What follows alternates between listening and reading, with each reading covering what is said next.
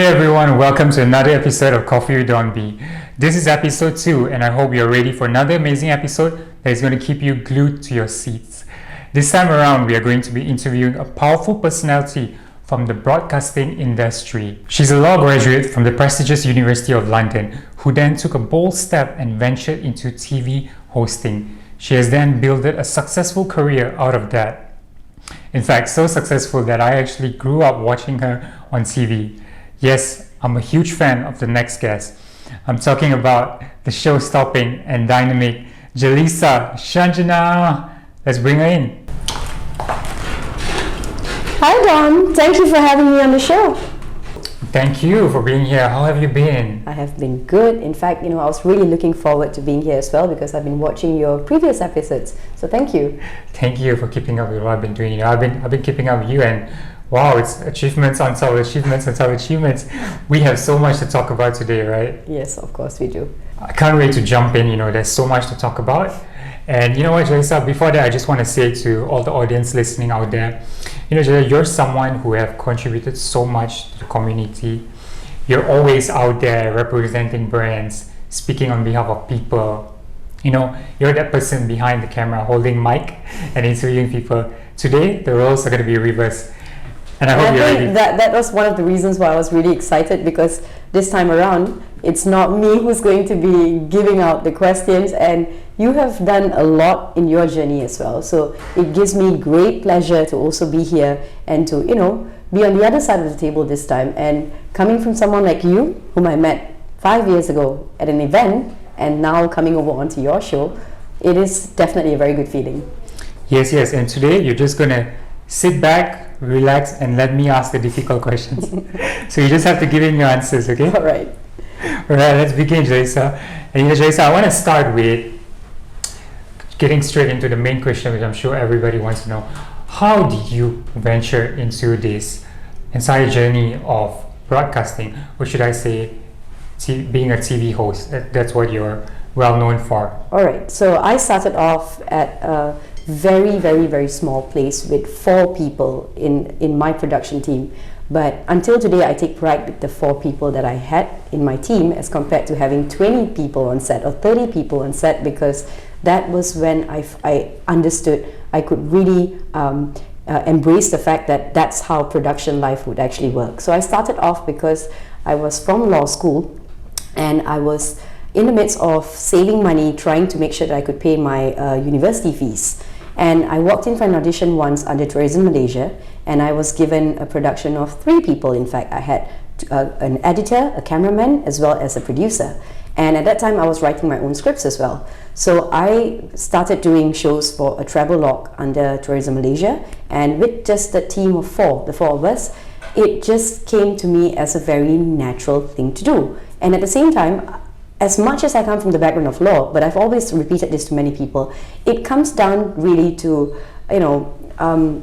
how you appreciate people from different walks in whatever service that you're doing, whether you come from, different backgrounds, it doesn't matter, because it still comes back to that. So I've always had that appreciation for people, and for me, that was how I started enjoying TV presenting. It wasn't so much about looking good. It wasn't so much about my scripts. It wasn't so much about the gram or likes, because that's secondary. It's really what you bring on set and what you do with yourself. And for me, it was a joy of meeting people from different walks, and everyone had something to share. It was always the little stories of people, be it my cameraman, be it the people I interviewed, or even perhaps, the places that I go to. They all came along with stories which were very, very valuable to me. So that was how it basically started. Yes, and I just want to add in, I watched you on TV many times, and I'm sure for all those out there listening today, I'm pretty sure you've at least seen Jelisa once. She's Mrs. Everywhere, Not really. I've done my fair share of work on TV, but it's never about how many shows you have or what your airtime is. It's really about how good are you with what you do, and I'm still striving to be that.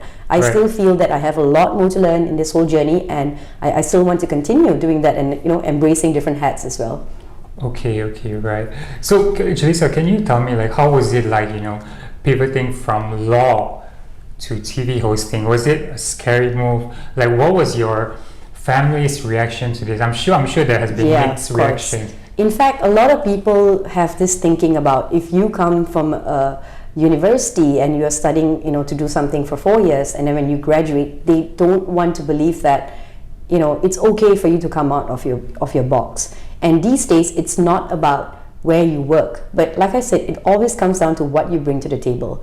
I may meet people with double degrees, but if you don't know what you're doing when you walk in a room, then it's redundant. No one really cares. So for me, I've always looked at it as it's really what I'm good at doing. So when I moved over when I got my first job as a presenter with Astro on a larger scale, I had 1 season of a Bollywood program. Of course, a lot of people raise their eyebrows to think that you come from law school and this may not be as sophisticated as being a lawyer. But what I've always believed in is that if you are going to be a lawyer, you're just going to be another one more lawyer out there, because it really goes back to how good you are. Yeah. But in terms of TV presenting, I really felt very alive doing it. It wasn't about the money, it wasn't about the attention, it's never about the attention, in fact.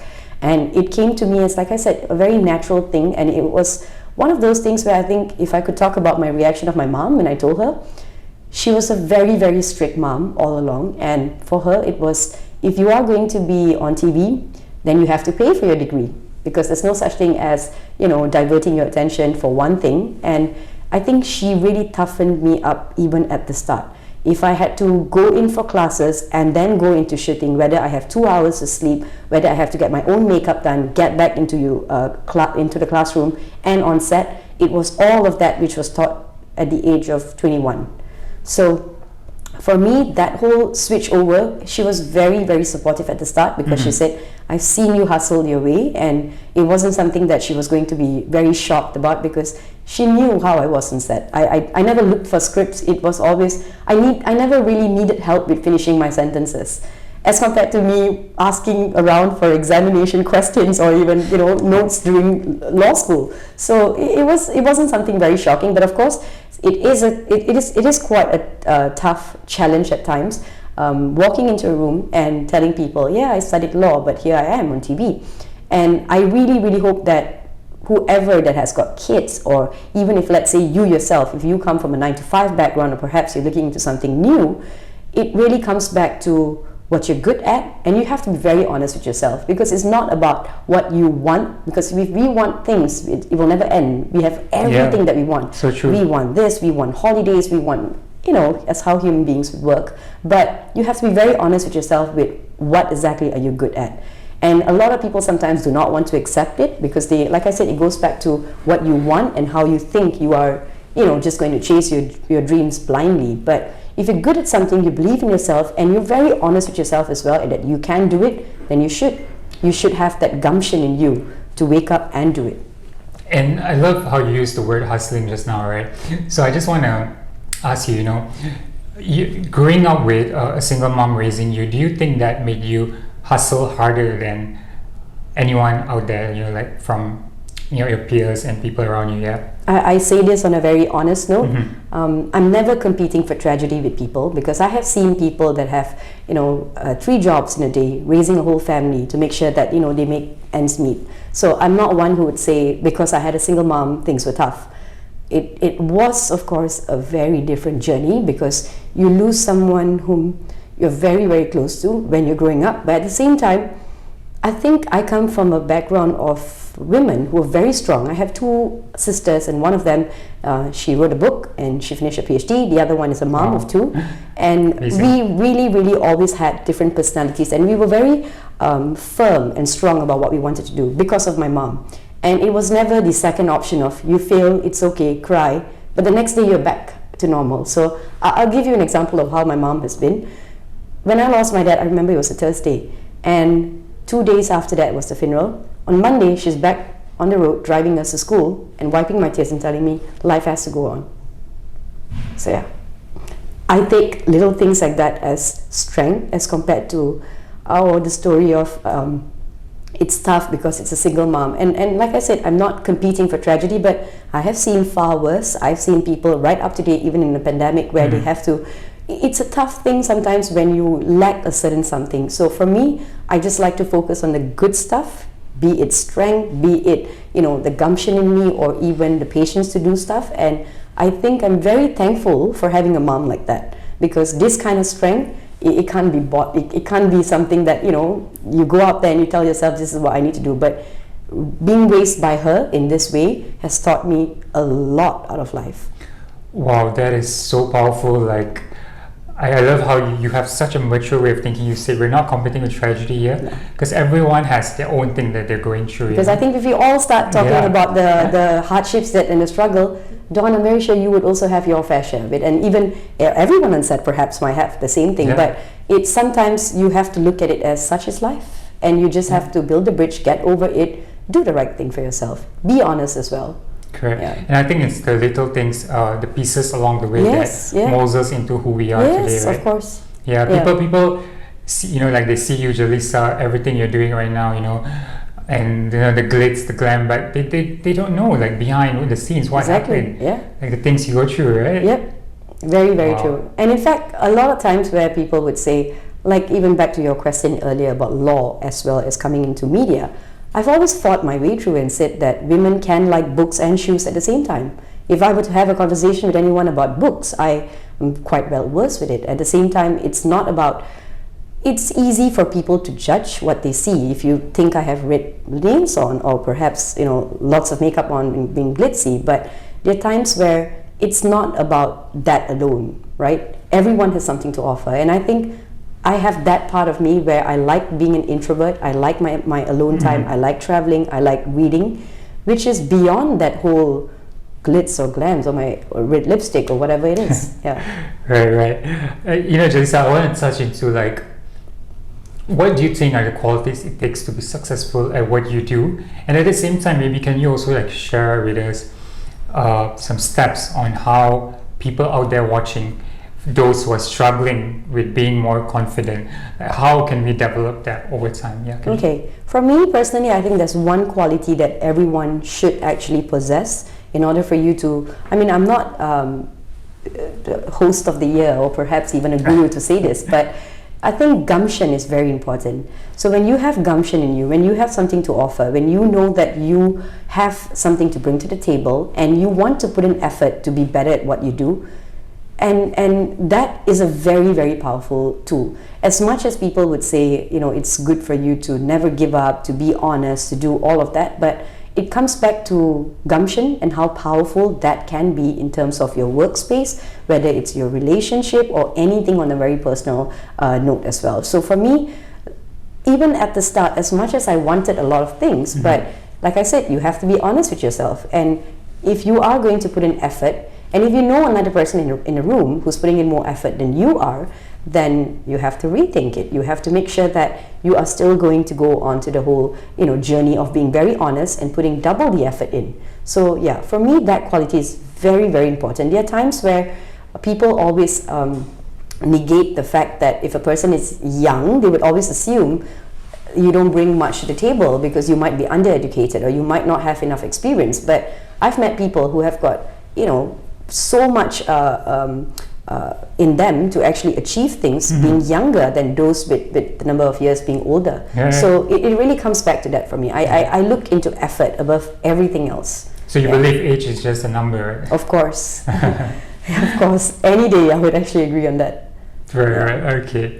So, like, I'm sure you've been for, like, live interviews and big shows. What would be your tip for, like, people, before a show? What do you do to get yourself pumped up and ready for, like, a big showtime moment? Could you share with us? I think it's a very normal thing because it's human nature. You overthink a room, you overthink a situation, whether you are going to start your daily life or your day, or perhaps even when you're on set or any of that. But for me, the older I get, the more I have actually understood and realized that it's not about the how what you lack. If you actually focus on what you lack in terms of maybe I don't know enough, maybe I don't know my script, maybe I don't know this, all the little things, and that's how it adds up to you not being prepared. I think the little things, if I were to go into step by step, always know your script, always remember that there are going to be people a lot more intelligent than you are, but as long as you're focused, as long as you do what's important, and if you know what you're doing exactly 5 seconds before the camera is on, you're good to go. No one can touch you. Wow, I love that. And before the show, of course, I was doing my homework about you. I mean, I know fresh information about you, but I was trying to research more, about your story and everything you've achieved. And I came across this beautiful interview done by, was it Bali Dilon? Yeah. Yeah, shout out to Bali Dilon. I think he did a good interview. Yeah. And I want everyone to watch that as well. Yeah. So in that interview, I love what you say, and I can still remember it till now.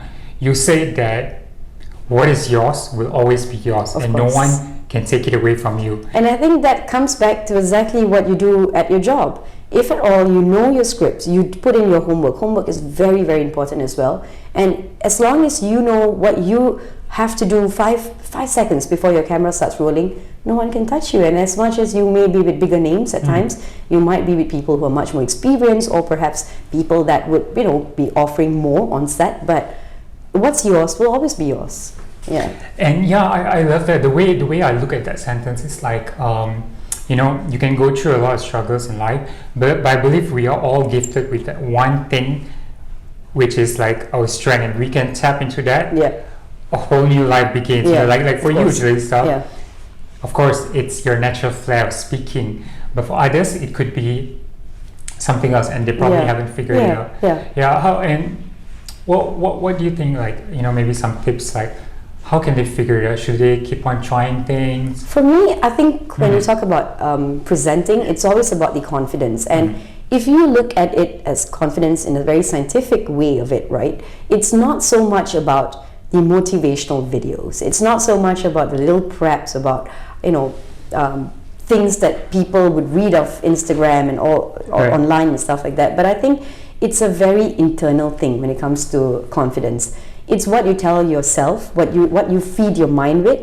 If you're always going to be insecure, if you're always going to be an overthinker, that means you're feeding your mind with a lot of things in your daily life which is very unnecessary. And that's going to affect your confidence as well. The people you meet, there could be people in your lives where they don't give you that sort of confidence to perform or to even be yourself.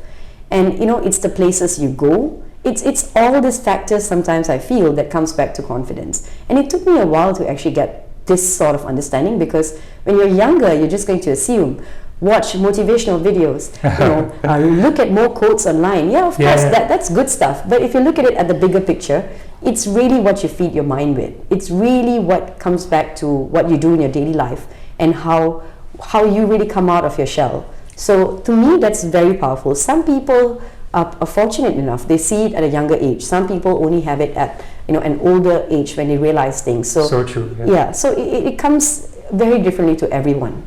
I love that, and I think like if I look back at my journey, actually, things only started picking up. The good things started happening when I actually came out of my shell. Yeah. When I was hiding, like, I'm not confident in myself. I don't want to go out there. People are gonna laugh at me.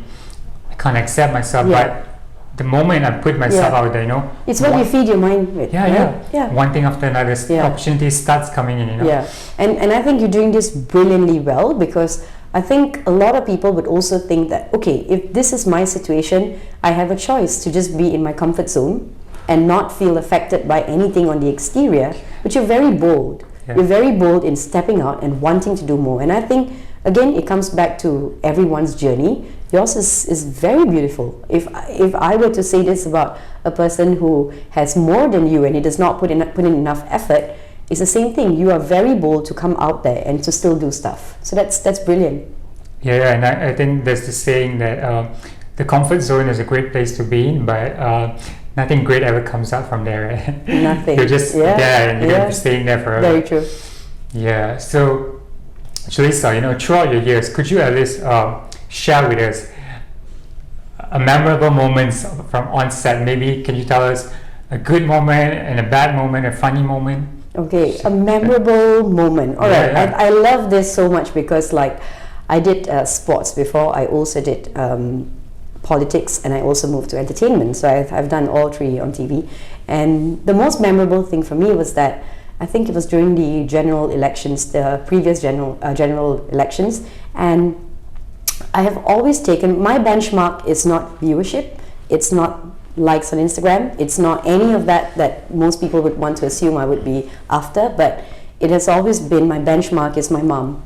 If I know that she's very happy and she's proud of me, that means that it is for me. That's I don't awesome. really care about the external stuff. So I think the most memorable one was that I think when I gave her a call and I told her that I'm super happy I'm the youngest here to be a broadcast journalist and to actually get the role of handling the general elections for a national program. And that to me was very, very huge, because the joy in her to tell her friends, instead of Jelisa's on TV talking about entertainment, talking about food, talking about clothing, here she is talking about something so historical. So that was very, very huge to me. And also I suddenly felt very connected back again to how life was in university, because of how I had to study law, and I had all my peers who were already practicing lawyers. So at that point when I was with politics, it was very helpful. It was very, very much something I keep very close to my heart.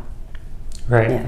And how about maybe an embarrassing or funny moment? No, embarrassing a lot. Okay, embarrassing or funny moments, I think, oh no. Okay, there's one. I think this was... If you're okay to share. Yeah, it, of course. This was one during the Football League, Malaysian Football League. So I Okay. was the pit side reporter, and during that one particular match, which I don't quite remember exactly where it was, but I still remember that when you're watching a football match and like the whole crowd is cheering, when you go down, you can't hear anyone. In fact, I can't hear what my producers are saying, and you just have your earpiece, and that's all. You have your script, you have the camera, and you just go.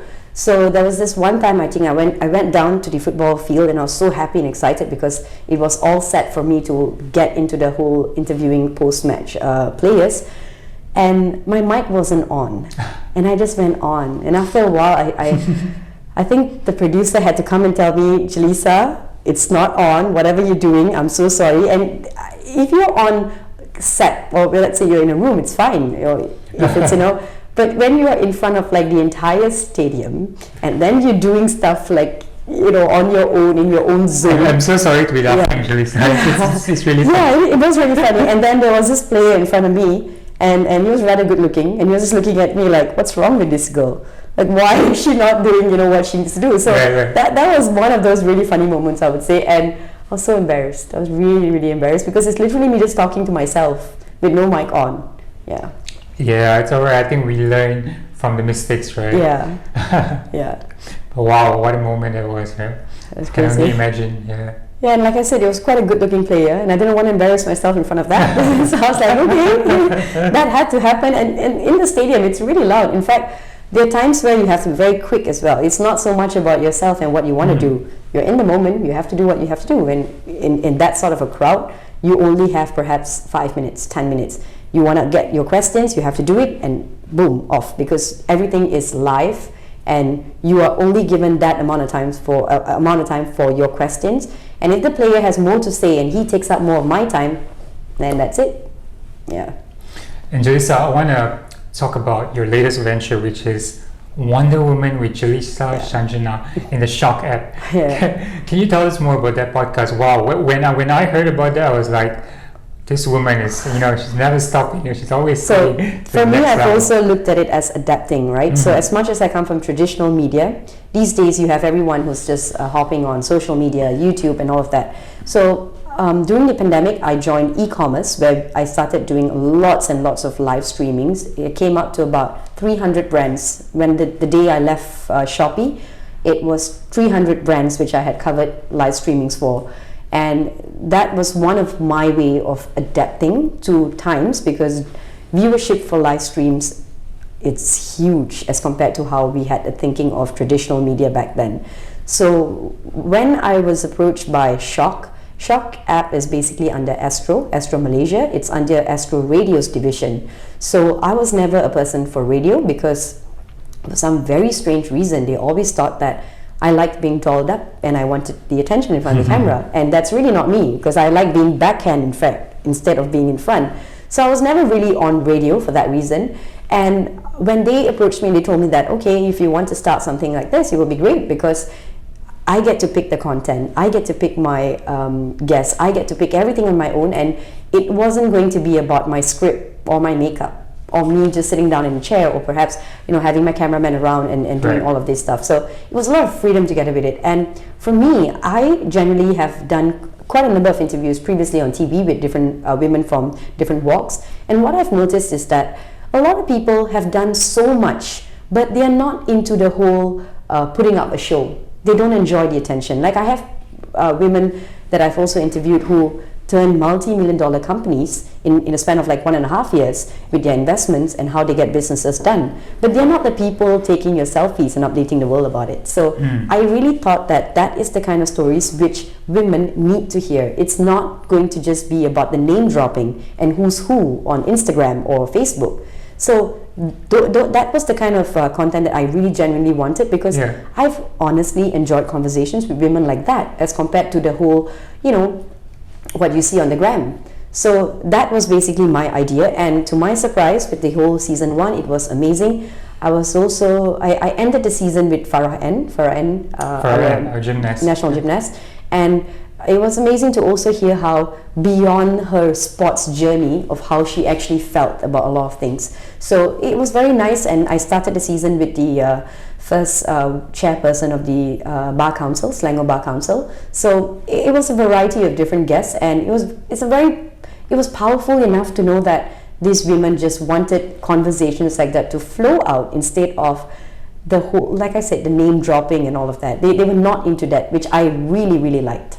So I'm looking into season 2, which would start in April. It's just this morning I basically concluded things with Astro. So season 2 will be out in on the first week of April. And I commend you for that. That's really excellent. I can't wait for season 2. Thank you. Jelisa, can you tell them where can they listen to your podcast? Okay, so you can actually listen to this over on Spotify, or you could also go over to the Shock app itself, and it's exactly there. So it's called Wonder Woman with Jelisa, yeah. Shanjana. Okay, so Jelisa, now I'm going to play a really fun game. This is something I've never done before my show. So today's going to be... So I'm your guinea pig. Yeah. Okay. Well, you can say that. Today's the first time I'm going to try it out. So this game is going to be called Date, Dump and Marry. Okay. And I'm going to give you a list of celebrities. Okay. And you're going to tell me who do you want to date, who do you want to dump, Okay. and who you I'll want to hide marry. this video for my boyfriend. That's All right fine. then. So let's start with some Hollywood actors, okay? Okay. So we have Brad Pitt, Johnny Depp, and Leonardo DiCaprio. Go ahead. Ronaldo would be... Leonardo DiCaprio. Oh, Leonardo, okay. Leonardo would be... I thought I heard Ronaldo. Already dreaming. I think Leonardo would be Mary. Wow. I've always thought that he's brilliant on screen, and his journey has always felt like it's worth watching him. So Mary for sure. The other one is Brad Pitt. Yes. Dump. He's been around the block for too long. and they say a leopard really doesn't change its spots, so no, not my type. And then there is... who was the Johnny other? Depp. Oh, Johnny Depp. Johnny would be, I think date. Date, wow. He sounds like a great conversationalist, and he's very deep into his work as well, so yeah. Right, amazing choices. Now let's go into Bollywood, okay? Are you ready for Bollywood? Of course. This is your thing, right? Yeah. Okay, so we have Hrithik Roshan, Ranveer Singh. Ranveer. Yeah, Ranveer. Okay. And Shah Rukh Khan. Shah Rukh Khan. Mary, for sure. Saw that coming. Shah Rukh Khan has always, I think it's the personality, it's the whole, he's brilliant at what he does as well. And I remember one episode which I watched, which was, I don't know if it was Coffee with Karan, but he actually said this, and I thought about it as, wow, very brilliant. And why I'm saying it, I know he should be marriage material.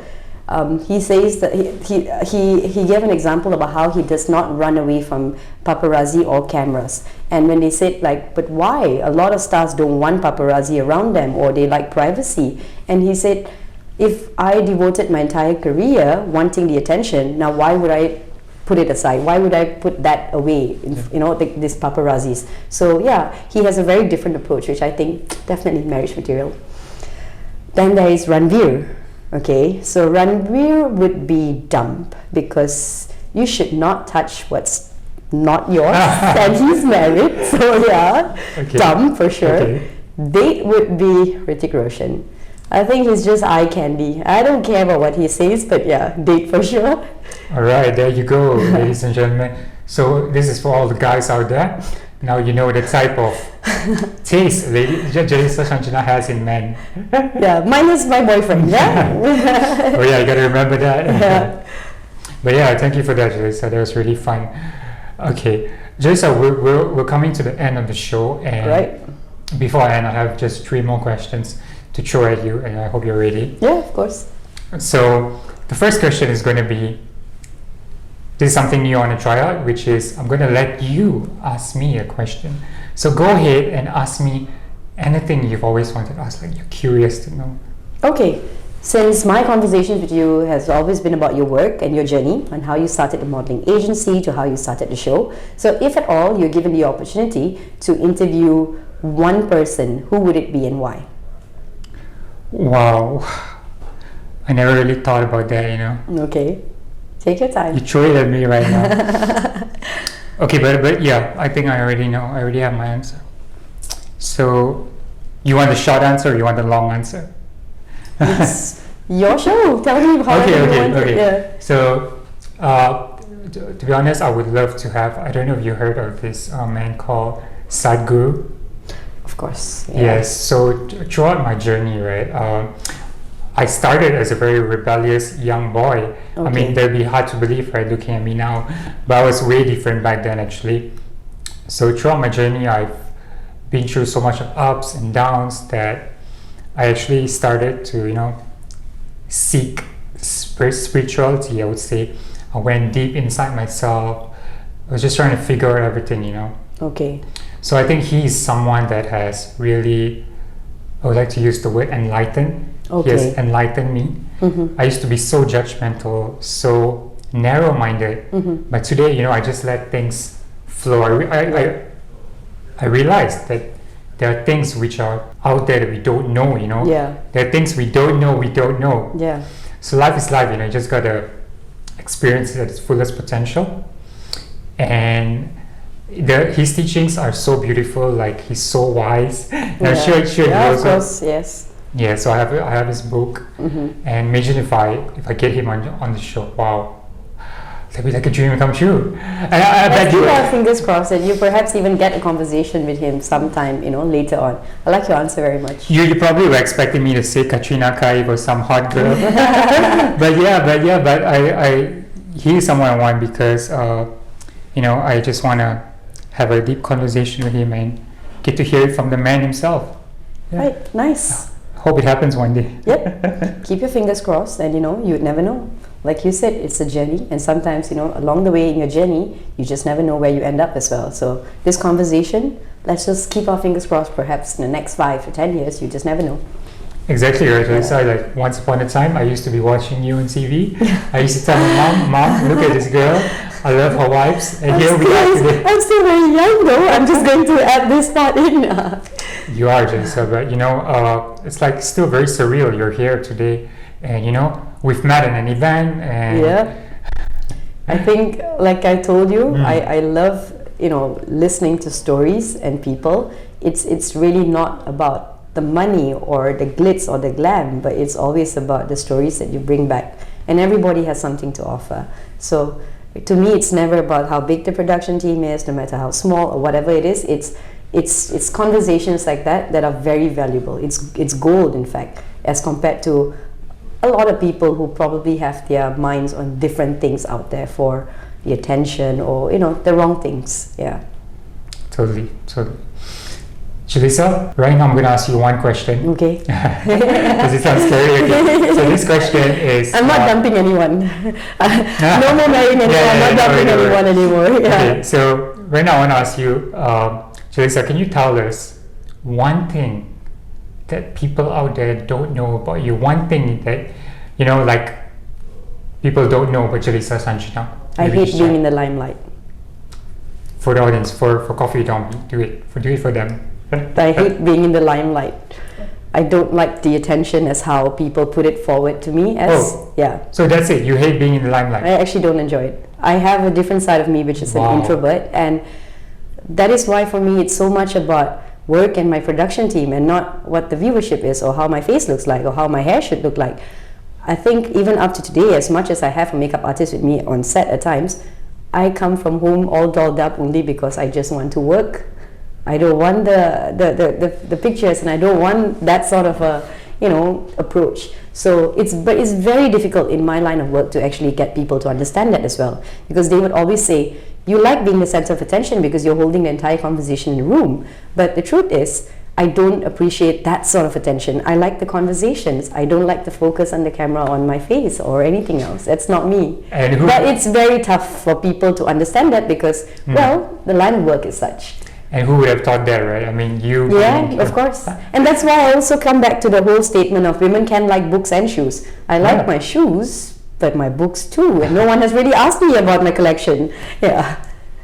Yeah, so you have an introvert side of you. Yes, a very, very strong introvert. There are times where, when I was younger, I would never go out on dates, and it was very hard for me to even meet people because letting them into my little space of my own was a very, very tough thing to do. So being that introvert and that nerd, and as much as sometimes when maybe at a younger stage a lot of people be very focused about what they wear on set, but for me it was always, I want to do more homework, I want to know what my editor's doing, I wanted to play with cameras, I wanted the other stuff, which was pretty much me being myself as compared to what was on camera at all times. Yeah. Love it, love it. And Jelisa, final question. Are you ready?